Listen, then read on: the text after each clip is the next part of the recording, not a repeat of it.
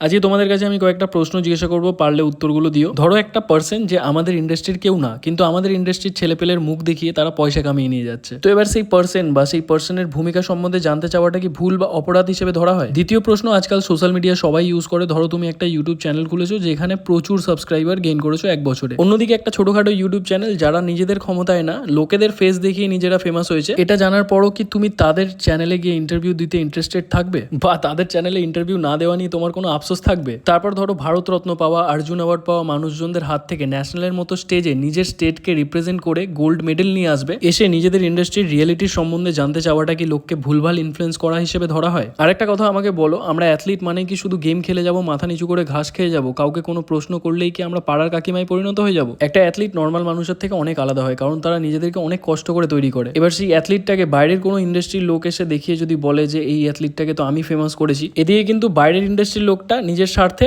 সারাদিন অ্যাথলিটদের পেছনে ফেরিয়ালার মতো ঘুরে বেড়াচ্ছে। তাহলে তোমরা আমাকে এখানে বলো কে কার জন্য ফেমাস হচ্ছে? ফেরিয়ালাটার জন্য সেই অ্যাথলিটটা, না অ্যাথলিটের জন্য সেই ফেরিয়ালাটা? এখানে শুধু পার্থক্যটা বোঝালাম, আর কিচ্ছু না। আমাকে নিয়ে ভিডিও বানাচ্ছ ভালো কথা, বাট আমি যেদিনকে তোমাদেরকে নিয়ে ভিডিও বানাতে চলে আসবো, ল্যাংটো হয়ে যাবে। একটা জিনিস সবসময় মাথায় রাখবে, দু একটা ফেরিয়ালা আমাদের ফিটনেস ইন্ডাস্ট্রিতে না থাকলেও আমাদের ইন্ডাস্ট্রিটা চলবে, কিন্তু এই অ্যাথলিটগুলো যেদিনকে তোমাদের মতো ফেরিয়ালাদের ভালোভাবে চিনে যাবে, সেদিনকে তোমরা কাহিকা থাকবে না। যাই হোক, আজকের মতো এটুকুনি থাক, এখন অনেক কিছু বলা বাকি আছে। সবাই খুব ভালো থাকো, হেলদি থাকো, ফাটিয়ে ওয়ার্কআউট করো।